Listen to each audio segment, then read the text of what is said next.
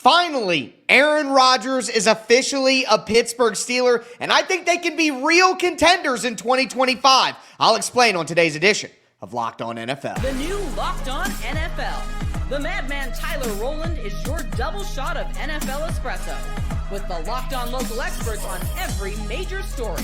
Get ready, Rowland is revving up. The new Locked On NFL starts now. Locked On Podcast Network. Your team every day.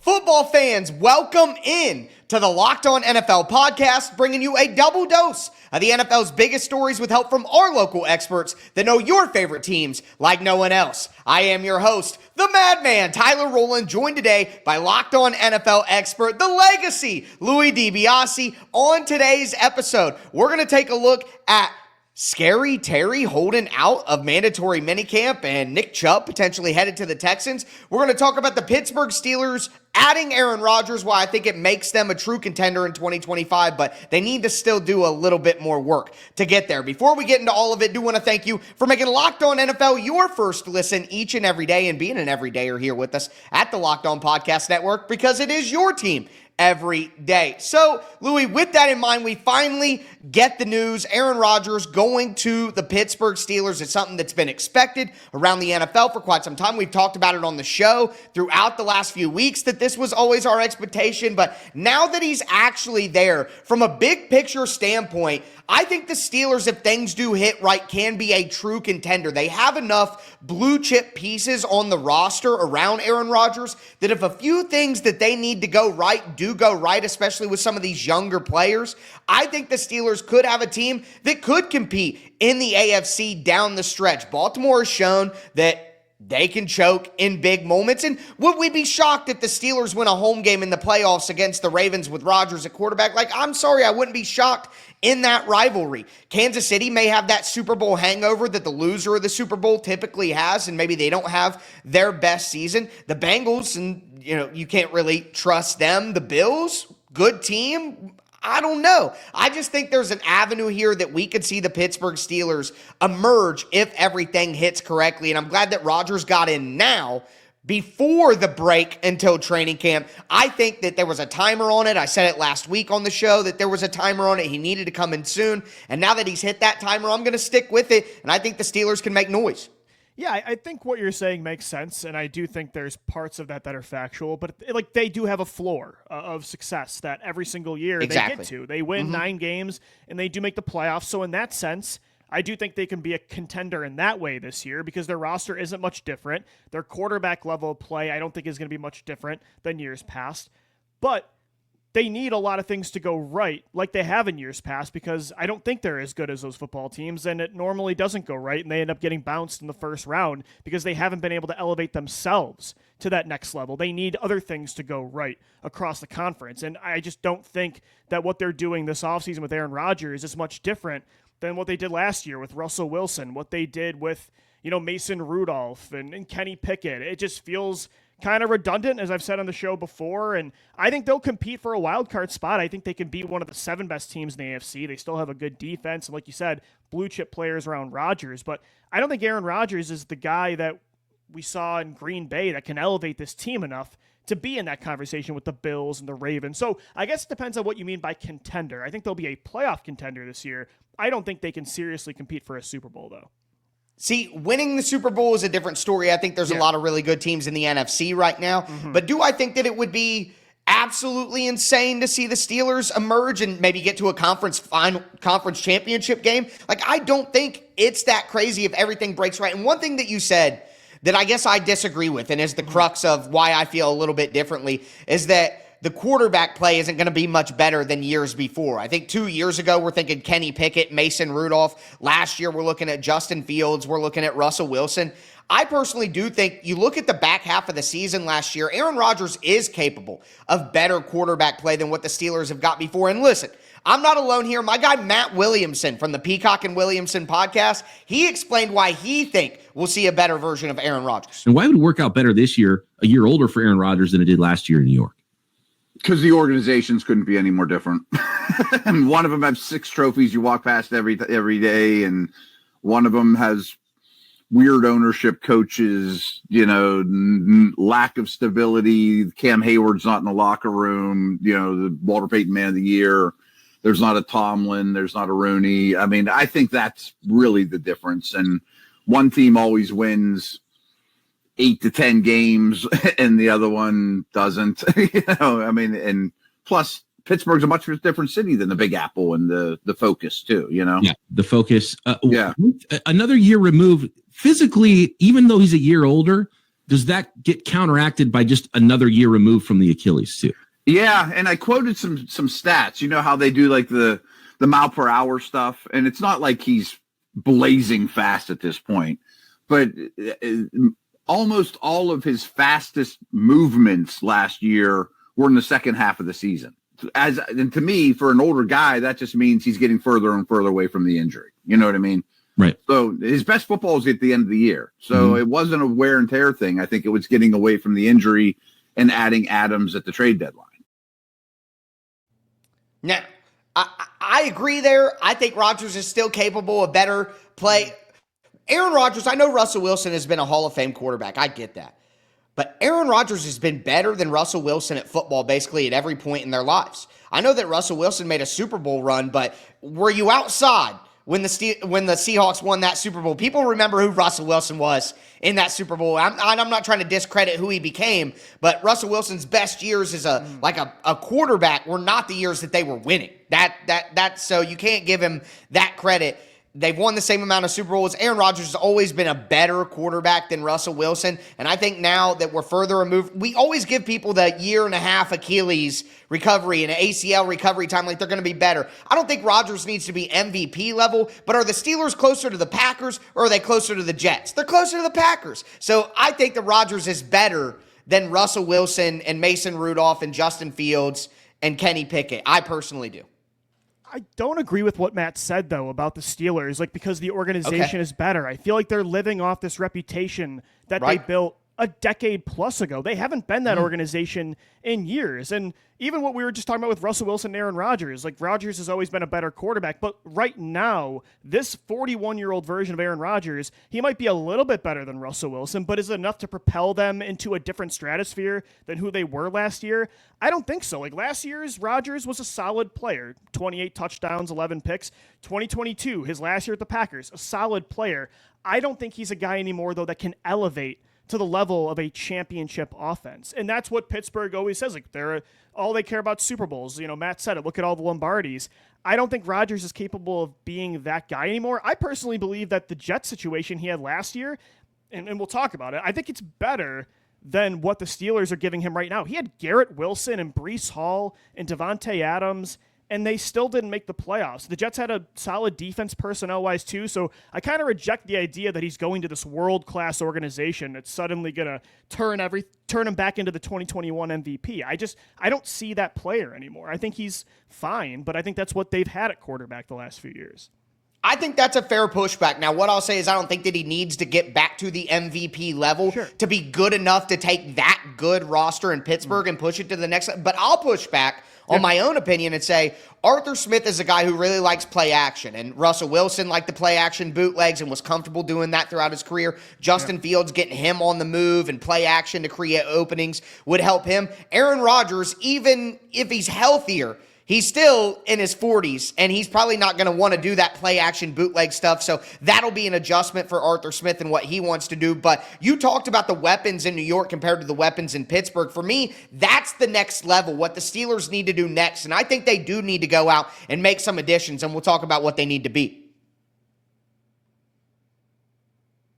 Do want to let you know that today's episode is brought to you by Monarch Money. Look, do you ever check your bank account and you wonder, where did all my money go between dining out, online shopping, entertainment? And it's easy to lose track. And that's where Monarch Money comes in. It's your personal CFO giving you full visibility and control over your finances. Monarch Money isn't just a budgeting app. It's a complete financial command center. You can track all your accounts, investments, spending in one place. Stop just managing your money and start building your wealth. For me, when I started using Monarch, I didn't realize just how much money I was spending on online shopping, and now I can budget smarter and save more, and instead of having to do it on a bunch of different apps, I can use Monarch to track my finances, my spending, and even plan long-term goals all in one place. Take control of your finances with Monarch Money. Use the code LOCKEDONNFL at monarchmoney.com for 50% off your first year. That's monarchmoney.com, code LOCKEDONNFL for half off your first year. All right, Louis, let's continue today's edition of Locked On NFL. We talked about Aaron Rodgers joining the Steelers. Me and Louis see it a little differently as to what the ceiling for this Steelers team might be, but we both agree that they need to do more before the season kicks off. And with the 6-week gap between mandatory minicamp and training camp coming right after this week, that's a great time to kind of look at these teams and wonder what they need to do going forward. And my guy, Chris Carter, who covered this perfectly over at Locked On Steelers, he talked about a potential option for the Steelers at wide receiver. Back on Gabe Davis. Now, of course, Gabe Davis, free agent wide receiver, recently cut by the Jacksonville Jaguars. We talked about, hey, he was coming in for a visit. He got to Pittsburgh Wednesday, supposedly did a physical. Thursday was his day to talk to coaches and front office guys and see how the fit was. He left the facility without a deal, so we'll see what happens there. But Davis seems like a fine option, if for no other reason than he's going to be a cheap wide receiver, who can readily line up on the outside and be a deep threat on the opposite side of DK Metcalf. Because remember, Gabe Davis, he's getting $11.5 million this year from the guaranteed money left over from his Jaguars contract. So he's going to be making decent money. So he can probably take a vet minimum contract, or at least $1.5 million, something that's not going to break the bank or require a whole lot from the Steelers to bring him in. But in no means does this mean that Gabe Davis is the wide receiver two, the ultimate wide receiver two that the Steelers want for their franchise to pair with DK Metcalf for an extended period of time. Behind Metcalf, there will be a battle for that wide receiver two position, I think, over the next really 3 days in minicamp and then maybe going into training camp as well. That battle will be primarily between Calvin Austin, entering his fourth year in the NFL, Roman Wilson, who was drafted last year, didn't play, and is looking to kind of make headway. And I do think he's looked good in these OTAs. And looking good in OTAs don't mean a whole lot, but I do think that he's done a solid job. And then Robert Woods, of course, the veteran that they brought in to kind of be the stability guy in the room. That's ugly. I'm sorry, that's ugly. I mean, brutal. A Steelers fan could talk themselves into it. Roman Wilson had some moments at Michigan. I thought he could be an okay player, but Calvin Austin, Roman Wilson, and Robert Woods I think you might need to go sign Gabe Davis. I think the George Pickens trade was a massive mistake. I think the Steelers, the whole point of trading for DK Metcalf, I thought was going to be, we're not going to have a star quarterback this year. We need to have a star roster around a quarterback to elevate this football team. So what do? We're going to have a bunch of really good playmakers. We're going to have DK Metcalf and George Pickens. Instead, you made this lateral move where you brought in I think Metcalf's a better player, obviously, than Pickens, but it's a very similar style of wide receiver. And you kind of just replace something that you already had. So I think without Pickens, this offense is looking brutal outside of DK Metcalf. They should have kept George Pickens, in my opinion. Not sure what was happening behind closed doors, but that was, to me, a solid wide receiver duo. I think that was a huge mistake sending him to Dallas, because now, they're in trouble. And I don't know if there's a lot of options out there where you're going to get a legitimate number 2 receiver on the open market. Or I think trading might be the better avenue. It's probably the only one if you want a real answer. Exactly. I'm saying they should add Gabe Davis because, like Chris was talking about, Gabe Davis is going to be very cheap this year. I mean, it's not going to prevent you from making some sort of move like that to sign Gabe Davis this year, most likely, unless he gets some sort of contract that we're not expecting. But at least he can replicate that big body, outside receiver, get down the field. Rodgers likes to throw those back shoulder fades. Maybe he can win in those situations. That's why I'm like, it's it's the most likely and easiest route that the team could take to get someone that somewhat fills the void that they left. But when we talked about it, it was like, yeah, if you're trading George Pickens and you're going to roll with Will Howard, Mason Rudolph, and accept your fate and what you should do, then yes, this makes sense. Okay, you're going to get a quarterback high in the draft next year. You got DK Metcalf waiting for him. You just accept your fate. You didn't want to pay Pickens. Metcalf's still 27. Get the best version of that kind of player that you can get right now and pay him. You know, that makes sense. You want that on your team. But to trade Pickens and then also get Aaron Rodgers, it's like, why wouldn't? So I think they have to go out and get maybe like Brandon Ayuk could be available. They could make a move like that. It would just be crazy to make 2 monster trades for wide receiver on guys' high-paid contracts. So that's why I'm like, trade, who could that be? Because it would have to be someone cheap too. Yeah, I'm thinking about trade options, and I'm thinking about the Green Bay Packers because they just drafted Matthew Golden in the first round. They like Jayden Reed. He's going to be one of their top 2 receivers. But then they got a bunch of other guys like Romeo Doubs, Christian Watson, Dontavian Wicks. Maybe you try to pick one of those younger players from the Green Bay Packers offense and put them with the Pittsburgh passing game. But all those players, too, again, they're more wide receiver 2 or wide receiver 3s. And I don't think you're going to go out there and get a George Pickens caliber of wide receiver on the open market. I think Ayuk's an interesting one, but there really aren't a lot of like obvious big names at this point. It's June 8th. At this point, you're going to have to settle for maybe like a Packers depth receiver. Maybe you trade for, I know they had interest in Jonnu Smith. Maybe you trade for another tight end. Like, Kyle Pitts was being rumored to be on the open market, or, Chicago drafted Colson Loveland. Is Cole Kmet on the open market? Maybe something like that. You just double down on the 12 personnel package with Arthur Smith. I think that's, again, it's tough at this point. Again, it's June 8th. Like, there's no Pickens coming through that door. Yeah, and Michael Mayer is still available. I guess that's somebody who could be thrown in. But you actually went to the place I was going to go next. And we've heard, it's so strange. Normally when you hear about a player being available and teams being interested in a potential player, or, a player being on the trade market, you don't hear this player is available for trade. This is the team that's talking to them. You know what I mean? Like, it's so, and then Adam Schefter tweets again, hey, now the Jonnu Smith talks are back on, and Jonnu Smith, Arthur Smith, there's a connection there from their Tennessee days. I think he played for him in Atlanta too, like followed him there for a little while. So Jonnu Smith and Arthur Smith go together like peas and carrots, man, and it would make sense to get him back. Quite frankly, I think they need to do both of those things. And that's why we talk about trade. I think you go sign Gabe Davis for $3-4 million, throw some incentives in there. He doesn't need a ton. He's already making $11 million from Jacksonville, like Chris talked about. So you add a big-bodied wide receiver who can win the way Aaron Rodgers wants to win. He's kind of, to me, Gabe Davis can be a better version of Allen Lazard, right? Like, sure, we can do that.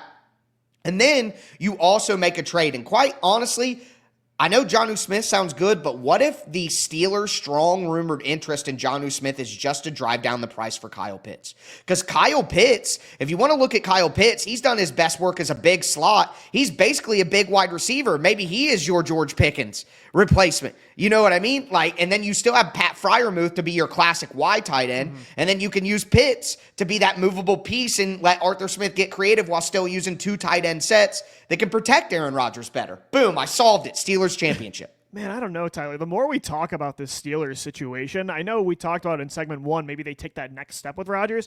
I think they might regress. They might be worse. I don't know if Rodgers can carry an offense that looks this thin on paper.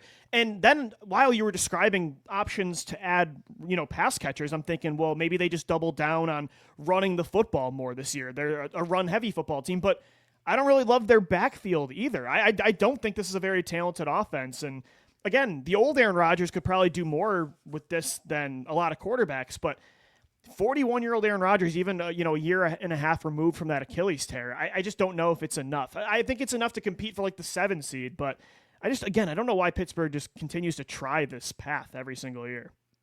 Because you got to be competitive in the NFL. I know it's just the DNA. You're right. My brain just does not go there. Right. I understand, but that's the truth. Sounds terrible to be in, but it does. It does. You know what though?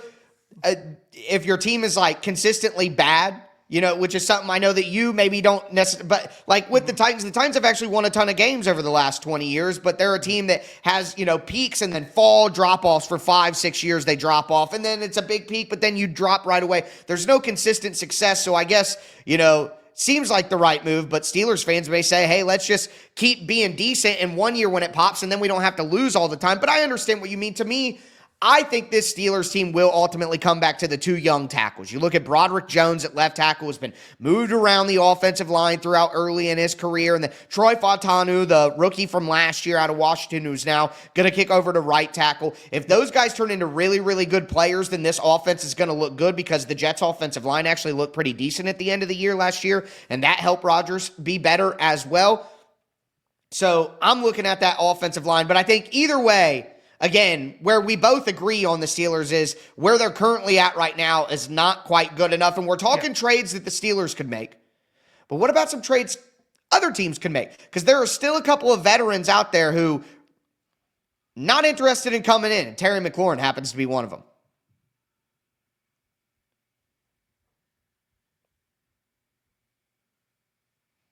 All right, Louie, we're going to cap off today's edition of Locked On NFL. We've talked about Aaron Rodgers joining the Steelers, what needs to happen next for the Steelers, and what they need to add to get even better. But now we got to look at the rest of the NFL, because there was some news in the NFL throughout the weekend, of course, getting ready for these mandatory mini camps where everyone has to show up. And there are some players who are not going to show up. And Terry McLaurin looks like he's going to be one of those players, barring getting a deal. And this time of year, terrifying to do podcasts and create content, because we're going to record late on Sunday night, and then Monday morning or in the middle of the night, Terry McLaurin's going to sign, and we're going to sound dumb and all of that. And you deal with that anxiety. But with that in mind, I do want to thank you for making Locked On NFL your first listen. For your second listen, check out Locked On NFL Scouting. You get Kyle Krabs, Joe Marino breaking all the news down with you, going over all the roster details. It's Locked On NFL Scouting. Check it out. Podcast, YouTube, everywhere, always for free. Your team every day.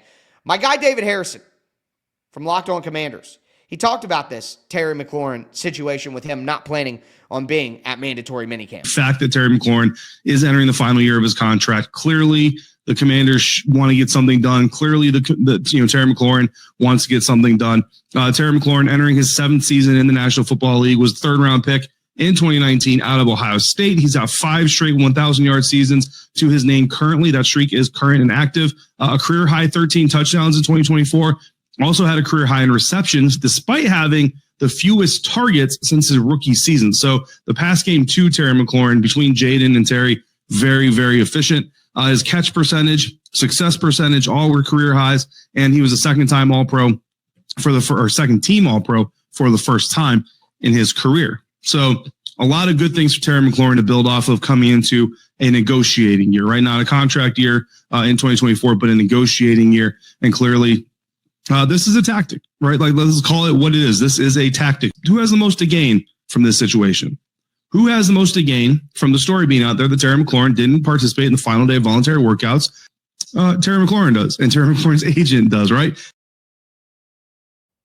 I don't blame Terry McLaurin. They absolutely have to pay him. This should not be a problem. He is going to turn 30 this year, so I think that he's older than maybe it seems, but with what happened last year, they got to pay him. No, I totally agree, and I don't think he's showing signs of slowing down, as David just said. I mean, career highs last year helped them go to the NFC Championship for the first time in my entire lifetime, so right. I think you got to pay him, and I think they'll end up getting something done. If not, I mean, I think there would be a lot of teams lining up to have Terry McLaurin as their number one. Like, if I'm a team like the Buffalo Bills, I'd offer a lot for Terry McLaurin. So I think Washington has to get this done, because Jayden Daniels, I mean, you don't, that's the opposite of what you do with a young second-year cheap quarterback on a rookie deal, is not pay his number one guy. Yeah, that would be absolutely insane. I agree with you. There would be teams lining up to do this, because he could help a contender right now, but he's also just young enough where it's like we could give you a 3-year deal, 3 years of guaranteed money, and not feel too terrible about it. You know what I mean? So I think that would make a ton of sense as well. They got to keep him in. I don't want to see him go anywhere from just like a story perspective. Keep him in Washington. That's a perfect fit. I want to keep Jayden Daniels with weapons. Do want to look at some other guys, though. Jalen Ramsey, we're hearing he is not going to be at mandatory minicamp as the Dolphins try to. I mean, this seems like this isn't a, hey, what should they? They are trading Jalen Ramsey. That is happening. And the only team I've really heard is a serious connection is the Rams, a reunion over there. Yeah, I think the Rams make a lot of sense. And when you look at that roster, I think they're the second best team in the NFC right now behind the Philadelphia Eagles. The one thing, though, they really don't have is like a top-tier secondary. I think they could use this kind of – is Jalen Ramsey the player he was last time with the Rams, with the Jacksonville Jaguars, like the number one corner in football at times he was considered? No. But I still think he's a very good, like, top half of the league cornerback, and I think the Rams could use that. So I think it makes perfect sense why they'd want a reunion. They're in this win now window still with Matt Stafford. So if I'm the Rams, I'm all in on Ramsey. And the Dolphins, I think they're on the come down. I don't know. This just feels like a huge regression season. They're losing a lot of talent. It just feels like all the veterans there know the writing's on the wall that whatever they were building these last few years, it's kind of over. And it feels like there's like a retooling coming of sorts where the Dolphins are going to try to get younger.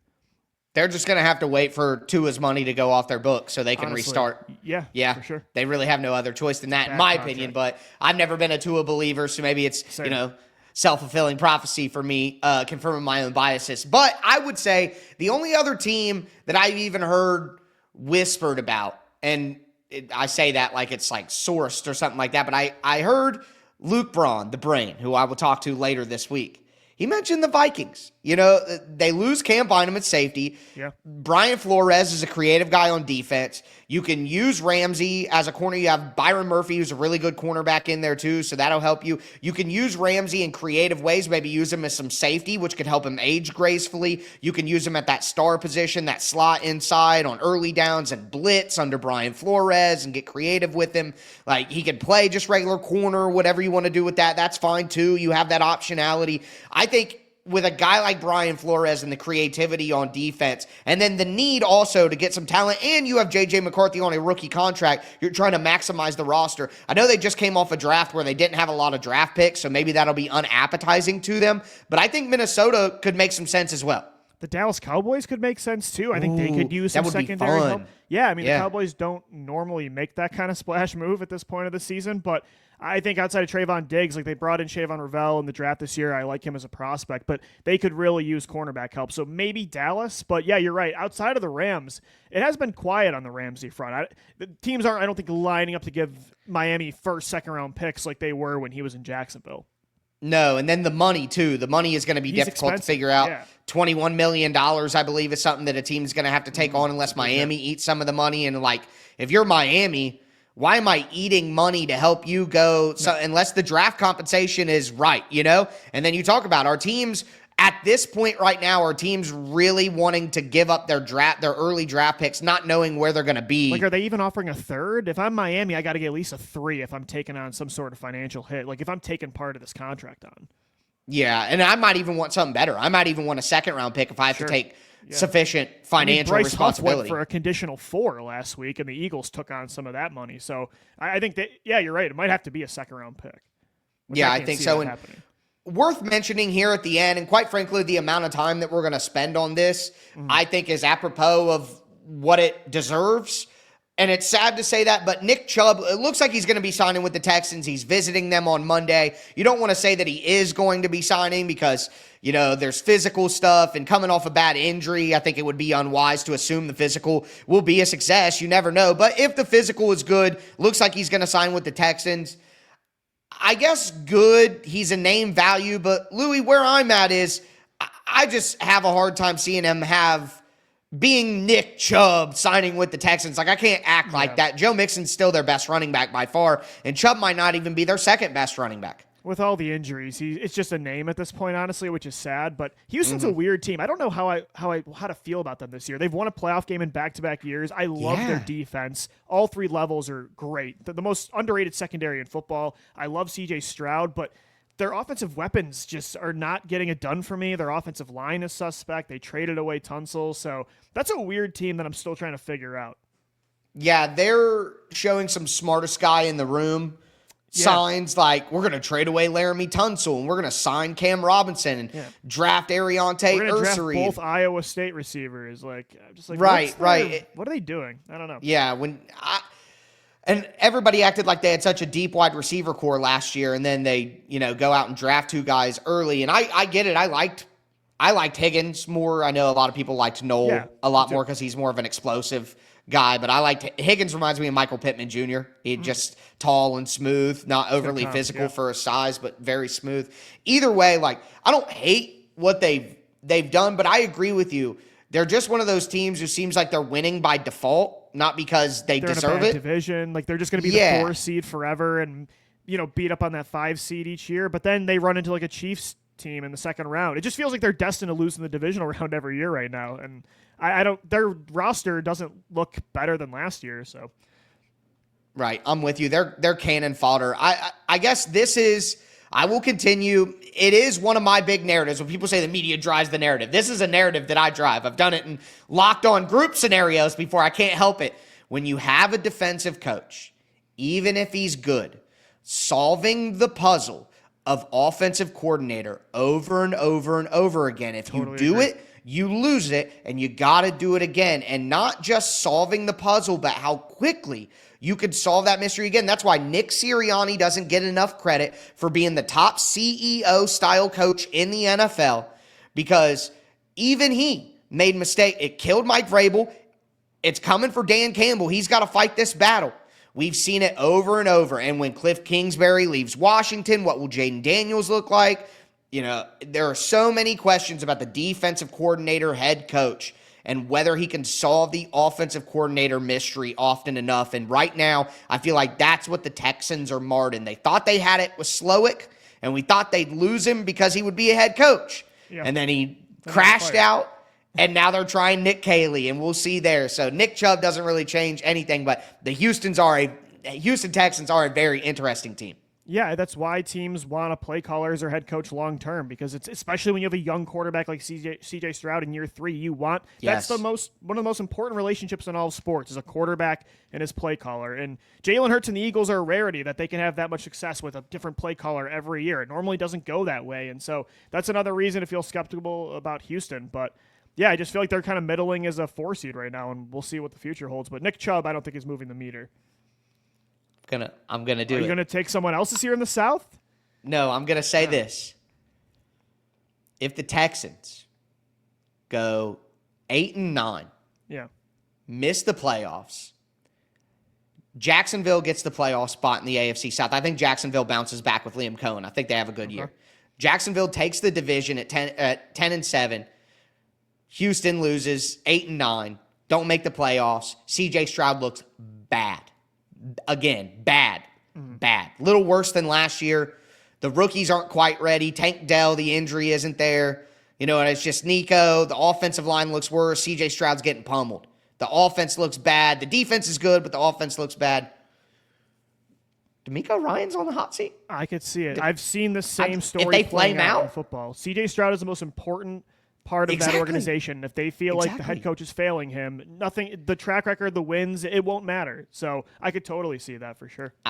I'm sorry. I just got to spin the web. I got to these Rowland. Things come to me. But anyway, with that being said, mandatory minicamp is where you can officially look at absences and start to wonder what's going on. I didn't even mention Trey Hendrickson because he's been crying over in the corner for months now, and Cincinnati just does not care. But with that being said, that is going to do it for today's edition of Locked On NFL. I am your host, the Madman Tyler Rowland, for my co-host, the Legacy, Louis DiBiase. As I tell you every episode, thanks for tuning in, and stay safe out there.